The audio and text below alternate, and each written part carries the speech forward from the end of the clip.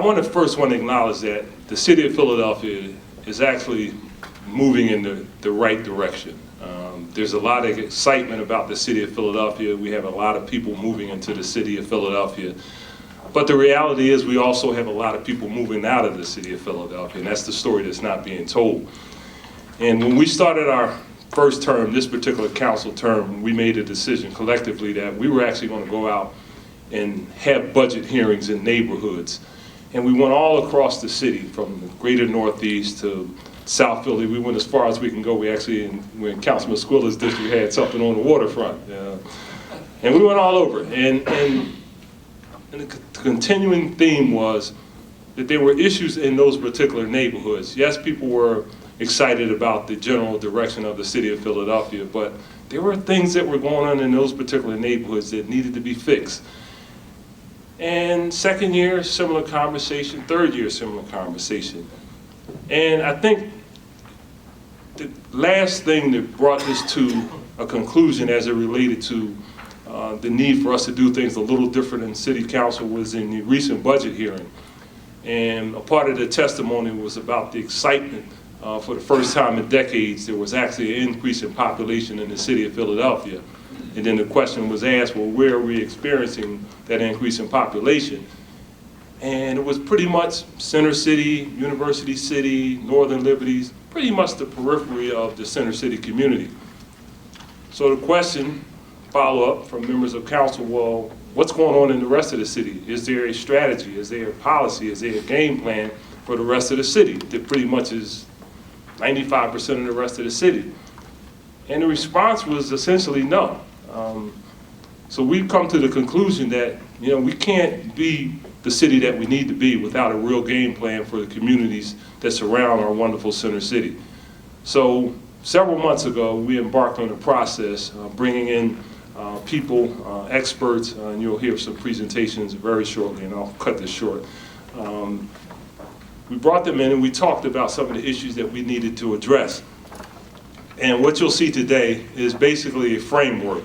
This is the beginning of the process, and you'll see in your document that we talk about the framework for the beginning of the process. But essentially, what we hope to do is lay out a blueprint for a direction, not an end game, but a blueprint for direction. And during the course of the next several months, we will be meeting with stakeholders in communities to talk about what we need to do as we move into our budget process and as we move into our legislative process, how we need to reflect, that needs to reflect what needs to happen in the city of Philadelphia. So not simply getting a budget document and then we have to make a decision as to what to fund. I'm chair of the Committee on Housing, Neighborhood Development, and the Homeless, and we're really, really excited about the possibility, Sam, of deciding not only where we develop properties, but what those issues are and what we need to do and where we need to look to make sure that we're servicing the people who we represent well.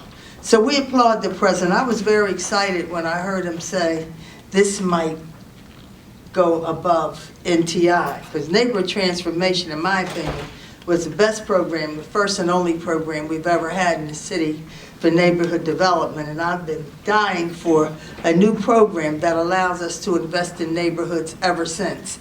That hasn't happened.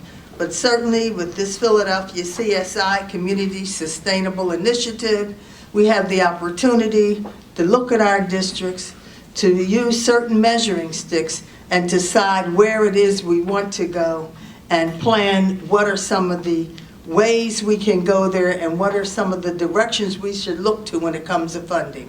When I talked to him about this plan, this idea, I thought it was a great idea because I'm, for one, get a little uptight when we are portrayed as individuals, council members who only care about their district. But we just don't only care about our district, we care about the city. But we do represent districts that have problems and problems that are similar to other districts. I believe this plan sets the tone for us to look at how we program and fund those issues and initiatives that come before the council. All right, CSI is a tool It's a tool that is going to give us the roadmap, all right, to make good, sound policy decisions in the legislative body, city council. And I grew up in the Northeast. My goal is not only to make every neighborhood in the city a likable but livable neighborhood of choice. And I want my kids to stay here in the city of Philadelphia so they can have a likable, livable neighborhood that they can live in, vibrant commercial corridors that are working under the sound policies that we make as a group. And one thing I can tell you is that expect this city council body to make bold and aggressive moves and decisions moving forward under the leadership of Council President Clark. So I want to thank him for giving CSI and having us use it as a tool as we make these decisions moving forward. In my district, I have a very active district. We have communities involvement throughout most parts of the district that are very involved. But we do have some areas of my district that do not get involved as much, and we don't know. When we get problems, most of the times we hear them through the community. They have certain concerns. So when this will be able to tell us, is there safe areas, is there more crime in certain areas, are people more have walkability to a park or to a school, what we need to improve in those neighborhoods, and all this data combined with the help of the community will make it easier for us to make decisions moving forward. And like you heard, it may not be just as far as a budgeting policy or perspective where we need to budget certain dollars into certain areas, but it gives us the idea of what's happening in that community. This is a roadmap that allows us to make better decisions with limited resources. I represent the 4th Councilmatic District. It is an eclectic district. I represent Upper Wissahickon, which touches Chestnut Hill, and I represent Market Street, which the property values in Upper Wissahickon are $500,000 homes.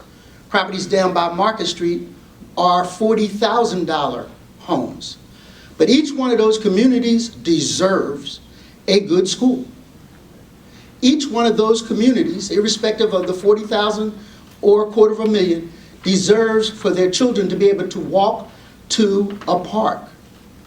Each one of those communities needs to have a perception of safety and the actuality of safety. And what we discovered early on, and we went at it with the consultants a little bit on inside baseball, was that our perception didn't always meet the statistical facts. So in those areas, I have the area in Roxborough where there have been 2 homicides in the last decade. Too many, but 2 homicides that were domestic, and they were tragedies. I have another part of my district where someone's going to be shot every 28 days. Data-driven, where we deploy resources that are scarce, is important drivers in making good public policy decisions. My name is Jim Kenny. I represent the entire city for the last 23 years as an at-large member. I don't have a district, so I look at things differently and try to take my cues from our district council members. This council, since I've been here in 1992, has always been about and from and about the neighborhood, whether it was under the leadership of Council President Street or under Council President Werner or under the able leadership of Council President Clark. We are always concerned about what's going on in our neighborhoods. And I agree with all the prior speakers on the data and the issues that we need to study. And all of these indexes and all of our work, in my view, will hopefully address the one plaguing problem that drives every one of these issues. And that is our poverty rate, our inability for our young people to work, and people who are coming out of incarceration to find a job. If we can use this data and our resources in a very concise way to address those problems, those employed folks will take care of all those problems by buying homes, paying taxes, taking care of their children, and taking care of our schools. And that's what I think we are about. And if we do it in a very strategic way, we will be successful, and we will make the city a better place for all of us, reduce our crime rate, reduce the misery that our people live under, losing children every day, losing people to crime, losing people to prison, and not having ability to go to work. I think that'll change everything if we follow the roadmap, work together. This council is 100% together.